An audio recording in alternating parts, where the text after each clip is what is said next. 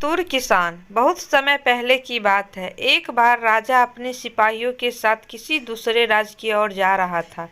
रास्ते में घने जंगल के कारण राजा और उनके सिपाही अपना मार्ग भटक गए। कुछ दिन जंगल में भटकने के बाद राजा और उनके सिपाही एक गांव पहुंच गए। सिपाहियों का खाना खत्म हो गया था। राजा ने अपने मंत्री से कहा, जाओ गांव में जिसका खेत सबसे बड़ा है उसकी सारी फसल काट लाओ। मंत्री ऐसा ही करता है। राजा का आदेश पाकर मंत्री गांव की ओर निकल जाता है। खेतों के आसपास मंत्री को कोई नहीं दिखता है। इधर उधर भटकने पर एक किसान मंत्री को मिल जाता है। मंत्री उस किसान से पूछता है, यहाँ का सबसे बड़ा खेत कौन सा है?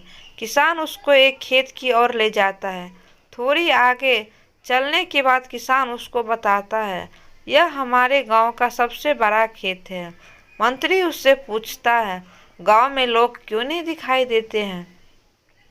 किसान बोलता है, पास में ही हमारे कुल देवता का एक मंदिर है जहाँ प्रतिवर्ष पूजा होती है। सारा गांव वहीं गया है, मैं भी वहीं से आ रहा हूँ।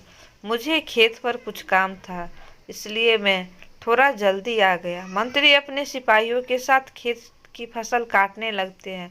यह देखकर किसान मंत्री से बोलता है, आखिर आप लोग ये क्या कर रहे हैं? सिपाही बोलता है, हमको सबसे बड़े खेत की फसल काटने का आदेश मिला है। किसान बोलता है, मुझे क्षमा कीजिए, मुझसे गलती हो गई।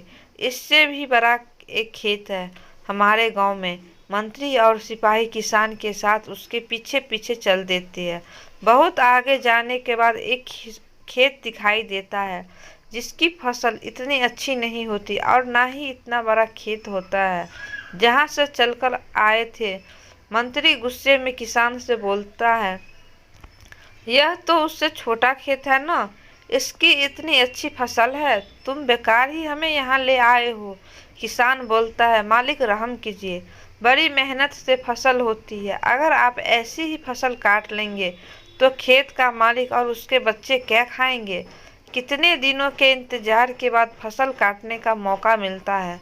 मंत्री गुस्से से बोलता है, तो क्या तुम जिस खेत पर लाए हो उस किसान के बच्चे और उस किसान को दिक्कत नहीं होगी? किसान बड़ी विमर्शता से कहता है, मालिक अगर उस किसान को कोई दिक्कत होती तो वो आपको अपने खेत में आपको लेकर क्यों आता? क्या यह खेत तुम्हारा है? जी हजूर, यह खेत मेरा है, उससे छोटा खेत है पर मेरा है। आप इसकी सारी फसल काट लीजिए, मुझे कोई आपत्ति नहीं है। पर जिस खेत पर मैं आपको ले गया था वह मेरा खेत नहीं था। मुझे पहले पता नहीं था कि आप किस खेत के बारे में पूछ रहे हैं।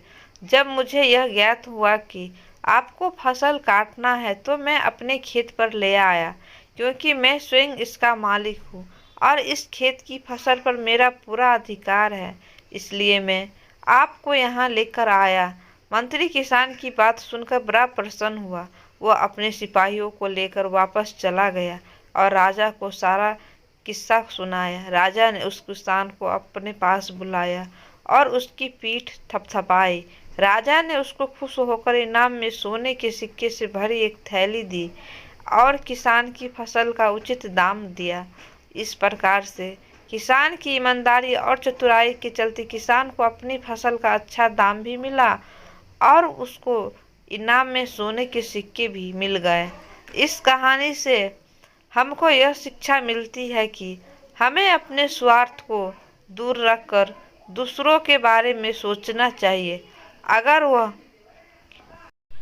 किसान चाहता तो उस खेत की फसल को काटने देता, पर उसने उस किसान के बारे में सोचा और वह मंत्री को अपने खेत ले गया, जिस वजह से उसको फसल का दाम और इनाम मिला।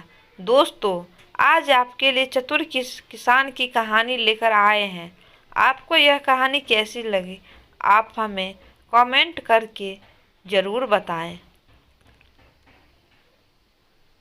धन्यवाद दोस्तों, आपका बहुत बहुत